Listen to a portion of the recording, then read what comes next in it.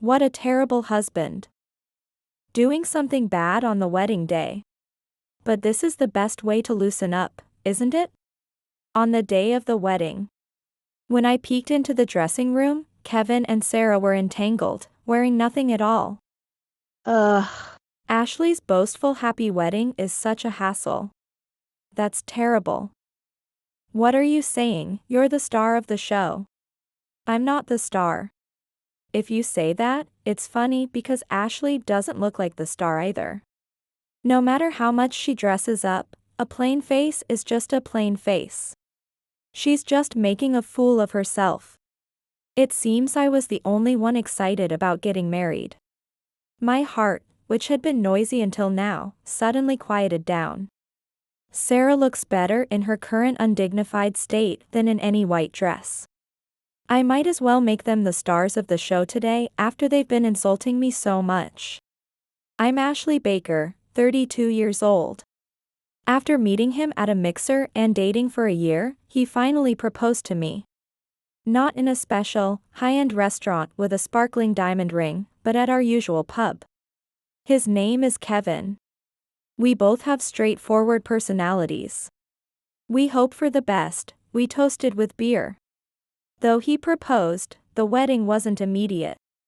Respecting my wish for a modest wedding, we planned it for a year later. Our date touring various wedding venues for bridal fairs was fresh and fun. Every time we were called groom and bride, we looked at each other and smiled sheepishly. I heard it's not easy to just decide and do a wedding, huh? Yeah. I thought a year later was too far away, but it's totally fine. Right? And those costs we thought were a lie turned out to be true. There's a reason the wedding is set for a year later. So this is for this month. Thank you. Yes, indeed. I sent $800 to Kevin over an app. He quickly checked the incoming money and closed the app. This is for our wedding costs a year later. We each contribute $800 every month, saving up about $20,000 over a year. I've entrusted the management to Kevin. It's a lot of money each month, but it's possible because we both still live with our parents. By the way, which venue seems good? Maybe your mother's place would be best, wouldn't it? Actually, my mother works at a wedding venue. Worried that Kevin might feel awkward at my parents' workplace, he strongly suggested it himself.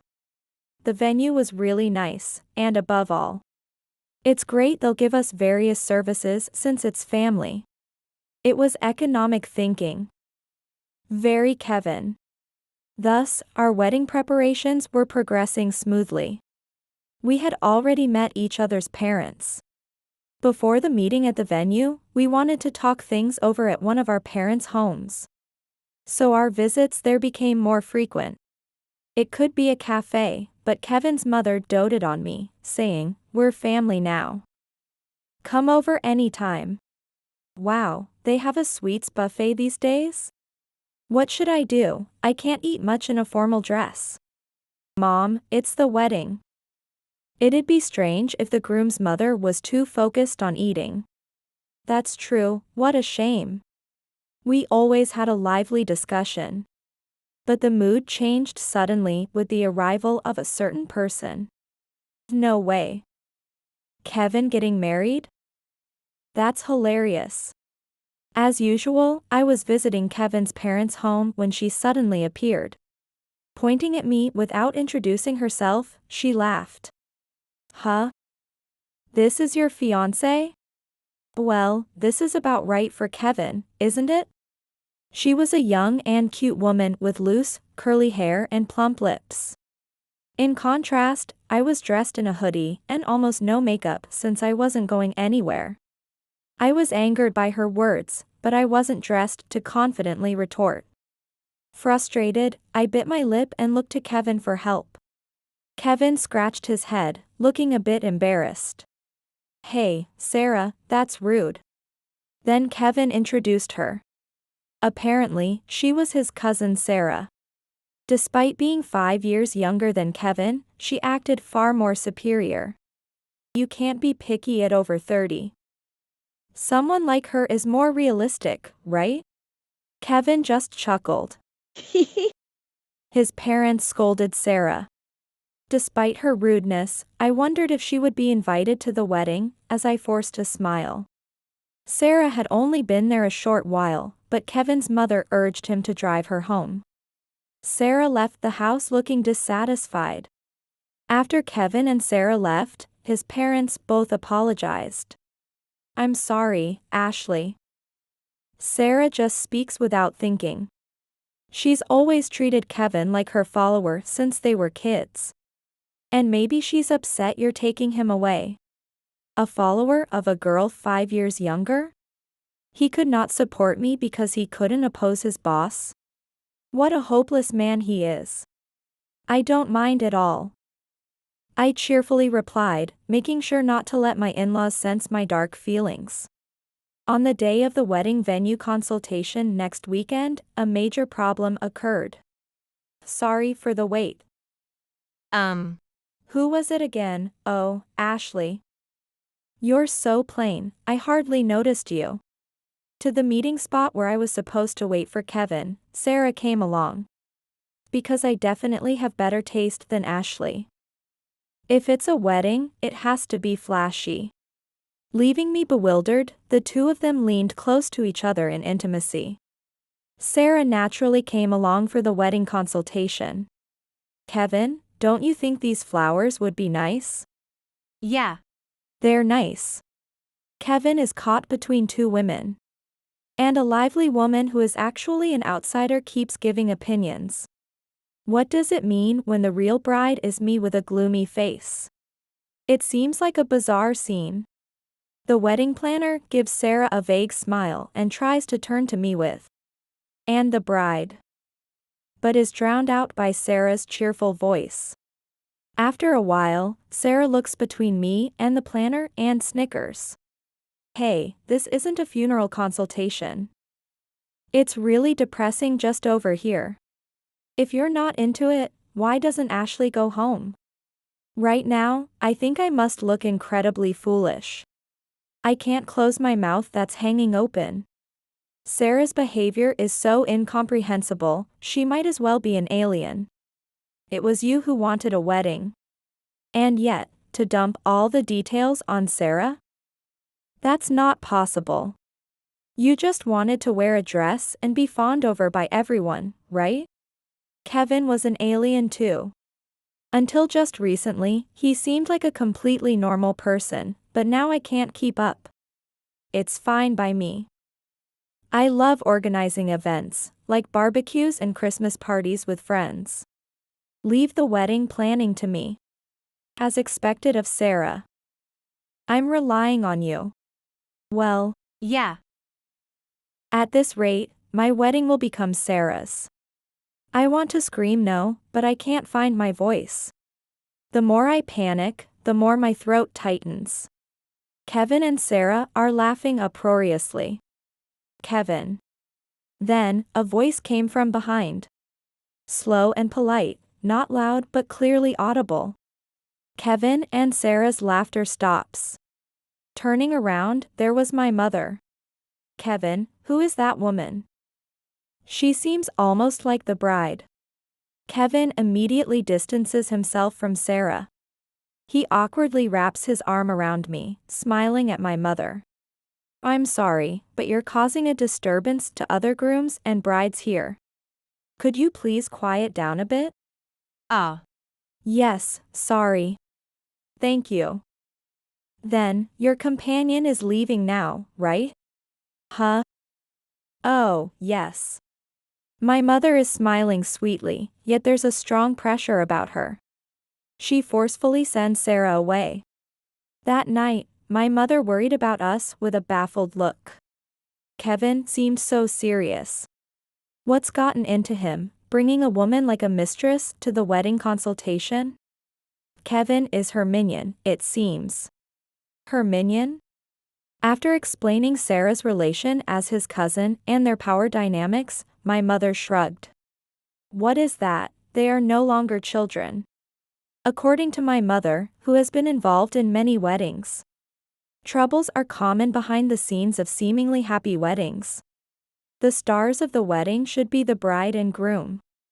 But often parents and others meddle and make the ceremony suit their own tastes. I don't care if she's a cousin or a boss, the wedding is for Ashley and Kevin. Since then, Sarah hasn't shown herself. Thankfully, our meetings proceeded smoothly, though Kevin seemed bored. Whatever I ask, his only response is, "I think it's fine." Eventually, even his choice of tuxedo was careless. "Ashley, you can decide whatever you like." He's been acting indifferent not just during the meetings but generally towards me. Maybe the reality of marriage is bringing out various anxieties. Perhaps we are both experiencing pre-marriage blues. My mother once said, many couples argue before their wedding. It's understandable with such a big life change. We'll overcome these small crises and become a couple. After several arguments and reconciliations, a year passed in a flash. Finally, it's the day of the wedding. Ah. I'm so nervous. Kevin is restless, walking from one end of the bride and groom's dressing room to the other. His groom's speech, which we practice together, is perfect. No matter how many times I reassure him with, "It's going to be fine," Kevin is still nervous. We were both nervously smiling when, without a knock, the door opened. Where are the bride and groom?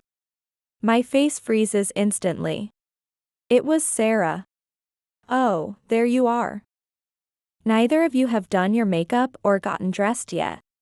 You're too plain, I didn't notice you."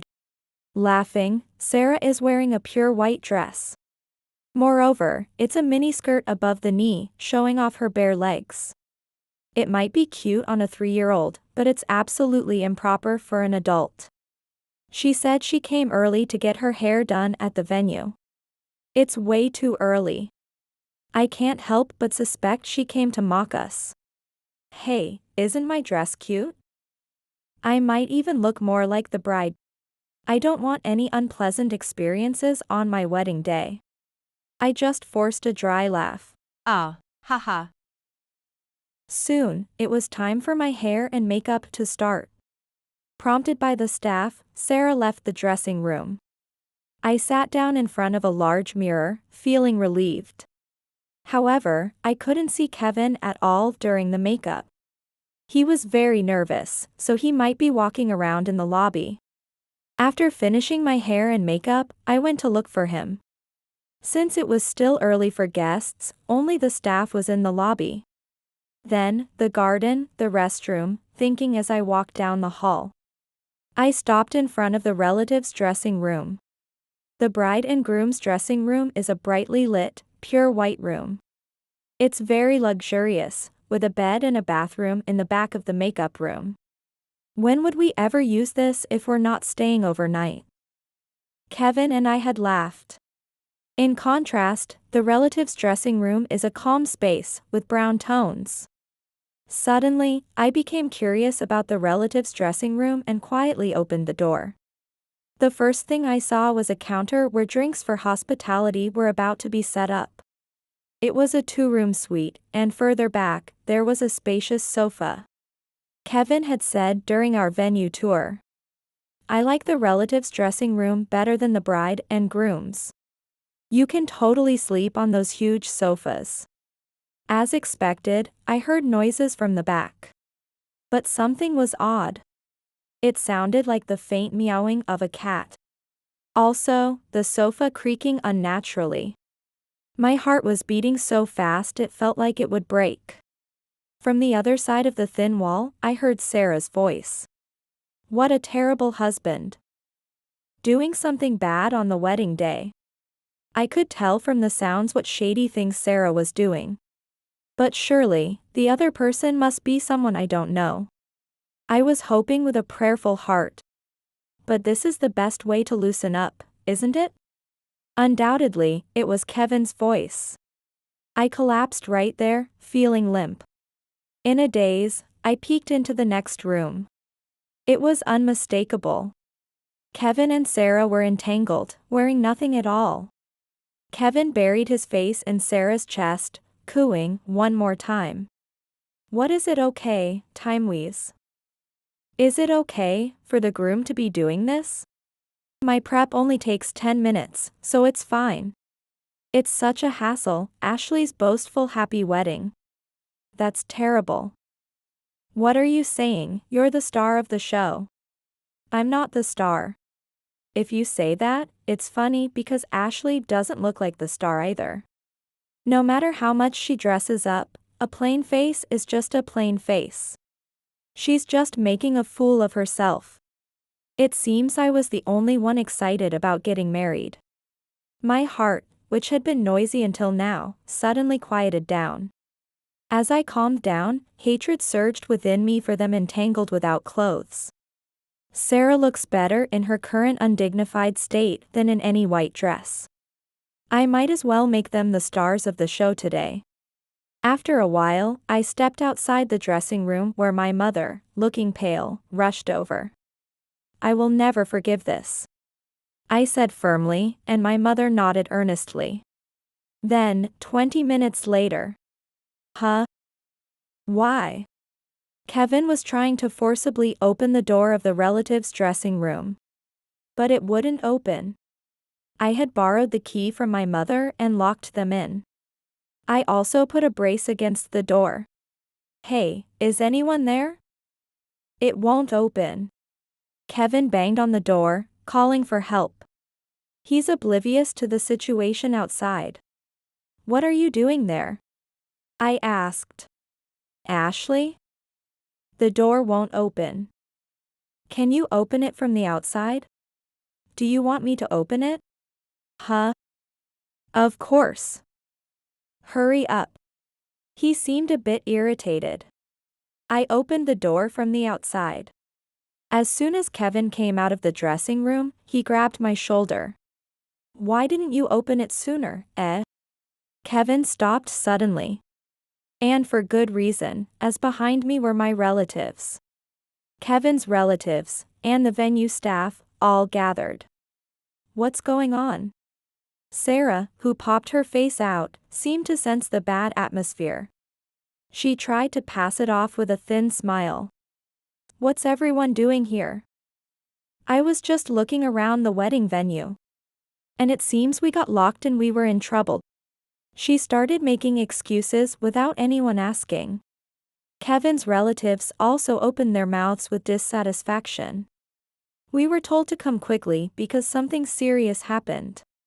Is it just that Kevin and Sarah were locked in? What a pointless prank. We rushed over for this, don't mess around. Other relatives showed concern, asking, is Sarah okay? To Kevin's relatives, who were gathered without explanation. It seemed like I was making a big fuss over nothing. That's when I confessed the real reason. Actually, Kevin and Sarah were just cheating in this room until a moment ago. What? Kevin and Sarah, along with the relatives, were shocked. Kevin initially tried to grab my collar but, suddenly aware of the surroundings, he awkwardly hugged my shoulder instead. What are you talking about? It's a misunderstanding, were you dreaming? His mouth is smiling, but his eyes are fiercely telling me to shut up. It was scary, like being glared at by a snake, but I continued emotionlessly. It's not a misunderstanding. I saw it. That's why I locked them in this room. Ashley, don't lie, okay? Kevin's smile was unnaturally strained. Seeing this, Sarah came to his rescue. Ashley, stop it already. Look, everyone. Ashley is just really jealous. She's angry because Kevin and I are close. Before, I was just kindly helping with the wedding, and she sent me away. It's weird to be jealous of just a cousin, right? Basically, she just hates cute me. It's the worst to tell such a lie. Unlike the flustered Kevin, Sarah's calm explanation had the relatives nodding. They began whispering to each other while looking at me. It must be slander about me.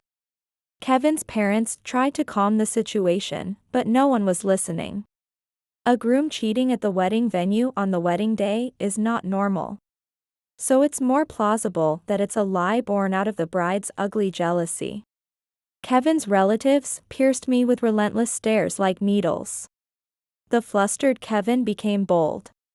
See, Ashley, apologize to everyone for lying and causing trouble. Then my mother stepped forward and apologized deeply. I apologize for calling you all here earlier than scheduled. I stood next to my mother. But I won't apologize like Kevin wishes. Thank you all for coming to our wedding today.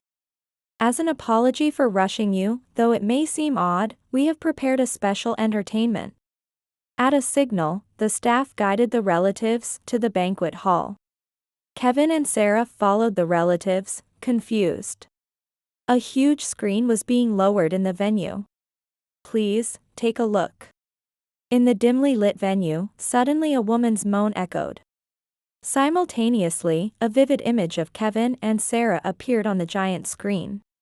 Screams arose from various places. Sarah, standing in front of the screen, shouted, "Stop it. Turn it off." The display of their passionate affair lasted only a few seconds. But it turned into the highlight of the entertainment. So, who is lying now? I asked in the silent venue. Sarah, are you planning to be the bride in that pure white dress? If you say I don't look like the main character, shouldn't you be the one who deserves to be? Look, everyone is watching you. Today's main characters are Sarah and Kevin. I applauded, but everyone else remained frozen. Kevin, his face turning red, grabbed my collar without hesitation. You. Don't mess around. The one messing around is you, Kevin. With a stern shout, Kevin's grip loosened. Typical of a cute girl's minion. He cannot defy someone stronger. Such a very, very weak guy. I took a breath and asked gently. I'll ask one more time. What were Kevin and Sarah doing in the dressing room? Kevin clenched his back teeth. This peeping, why? It's not like there was a hidden camera in the venue. The answer is simple. I just filmed the dressing room with my smartphone. What? I sent it to my mother. My mother waved her smartphone to show it. Alone, I might have been manipulated by the assertive Sarah at the scene of the affair. So, I secretly filmed their enjoyable moment and sent it immediately to my mother. From there, my mother acted swiftly. Having worked at the venue for many years and becoming a manager from a planner, she had a strong ability to organize the staff. She briskly issued instructions to lock Kevin in, gather the relatives, and start preparing the video and screen. Neither my mother nor I wanted to release the video, it was a last resort. It was for if Kevin and Sarah didn't admit their guilt. You can't just film secretly and expose it without consequences. Tearful, Kevin desperately tried to justify himself. That's when my mother-in-law slapped him across the face. Enough is enough. In fact, I had also sent the video to my in-laws. They never expected to see such a revelation on the day their son was to marry. I thought they might defend Kevin. But it was from my in-laws themselves. Let's gather the relatives and confront them in front of everyone. That triggered my mother and me to act.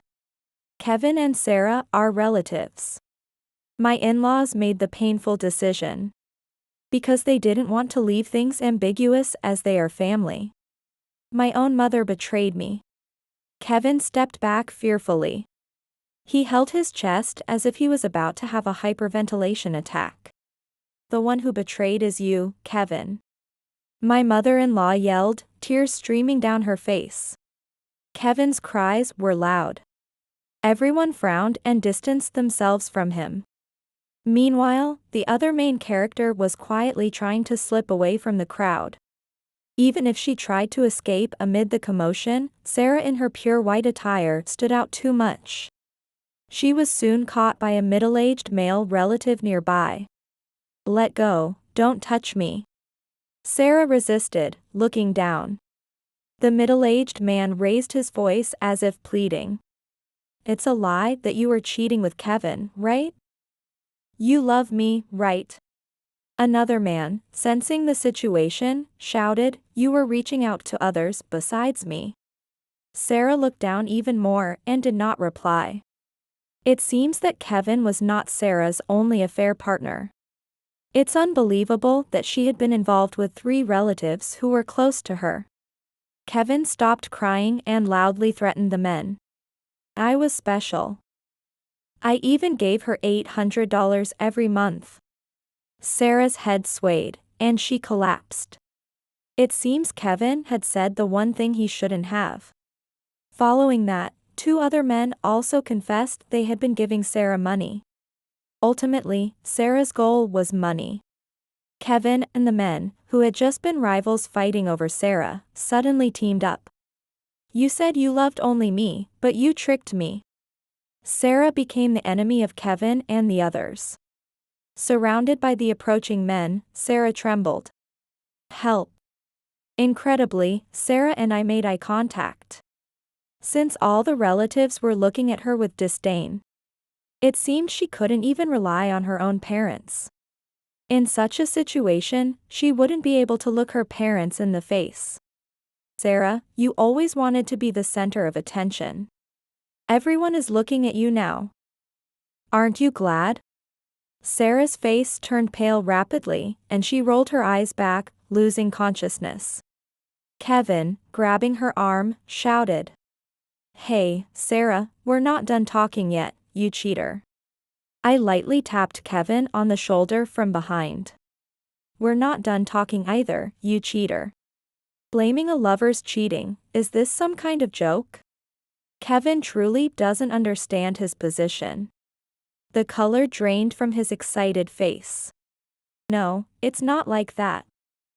It's not cheating. I don't even like Sarah. I love Ashley. This was like, like going to a professional service. I was just buying Sarah with money." I put on my best smile and nodded understandingly. Kevin relaxed a bit, feeling slightly relieved. "I see. You were buying Sarah with money, with my money."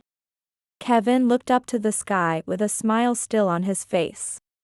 When Kevin mentioned giving Sarah $800 a month, I had suspected as much. That was exactly the amount I had been giving Kevin for our wedding savings. Using the money meant for our happy future together for his own desires was unforgivable. "Please, forgive me." Kevin looked up at me with tearful eyes. Disgusting. I felt the urge to stomp on his head, but I refrained. It would only dirty my shoes. In the end, the wedding was cancelled. Since almost all the invitees were relatives, I had them return home after the commotion. Of course, my marriage to Kevin was called off. Thankfully, we hadn't registered the marriage yet. Despite not wanting anything to do with Kevin anymore, he came to me holding something. "We cancelled the wedding, but they say we still have to pay. Isn't this a rip-off? Talk to your mother." What he showed me was a bill for about $20,000. Even though we said it was cancelled, it was already the day of the event. So full payment was natural. "For now, we can pay with our savings." I said this kindly on purpose. That was, mostly because we invited relatives. I calculated we would profit from the wedding gifts. I didn't think we needed to save. "So you spend it on Sarah." For Sarah, Kevin was someone she wouldn't usually consider a romantic partner. But perhaps she couldn't help doing something about him marrying someone else. According to what I gradually found out, it was Sarah who had enticed him. Are you really going to marry such a plain woman? Sounds like a boring life. If only you had money, you could have fun with a cute girl like me. Reacting to her words, he handed over the $800 he had in his app right then and there. After that, their relationship of money and physical intimacy continued. It was you who ruined the wedding, so it's only fair that you pay for this. I was about to burst out in response, but suddenly Kevin disappeared from my view. To my surprise, Kevin had been floored by my father-in-law and was lying on the ground. It seemed that my in-laws, suspicious of Kevin sneaking out, had followed him. "You are the one who broke it, Kevin." My mother-in-law shouted what I was feeling. My in-laws apologized profusely to me. Kevin was dragged back home by my father-in-law. Afterward, through a lawyer, I demanded compensation from Kevin. Sarah was supposed to be the darling of the relatives, adored even by her parents. Even if their beloved daughter messed up, they might have covered for her if it could be settled with money. However, even her parents had had enough after the disgrace she showed on the wedding day. Kevin had no savings and had to borrow money to pay me the compensation, as informed by my in-laws. Moreover, both were kicked out of their parents' homes. Having never lived alone, Kevin started to emit a stale smell and complained. "I don't know why, but everyone at work avoids me. They all hate me." And even resigned, as a mutual friend told me. Meanwhile, Sarah had been moving from friend to friend, but was being shunned everywhere for bad-mouthing me. Soon she would run out of places to go. Now that I had broken off the engagement, the two could openly date. But they were blaming each other, saying, "It's your fault." Kevin and Sarah were suffering without money, abandoned by their parents and relatives. But it was their own fault, not anyone else's. Sometime after the turmoil, I was living my peaceful daily life. My life is over. I still feel sad that my dream wedding was brutally destroyed. "What are you talking about?" My mother slapped my back. "You're still young in your 30s. Sure, if you mope around at home, your life is over. But remember, there's plenty of new happiness out there once you step outside." I wonder where it could be. Well, how about the top of Mount Fuji? Or the Sahara Desert? That's too far. What? Let's go together. My mother and I laughed inadvertently. As my mother said, happiness must be out there somewhere. For now, my mother suggested we go to a beach resort this weekend. Maybe she just wanted to travel with me. No matter where you go or what mistakes you make, Ashley, you always have a place to return to. My mother whispered this and immediately began preparing for our trip. Always strong and dependable, my mother. I realized I am still protected by my mother. I haven't given up on the dream of marriage yet. I will build a happy home and surely become a mother like her.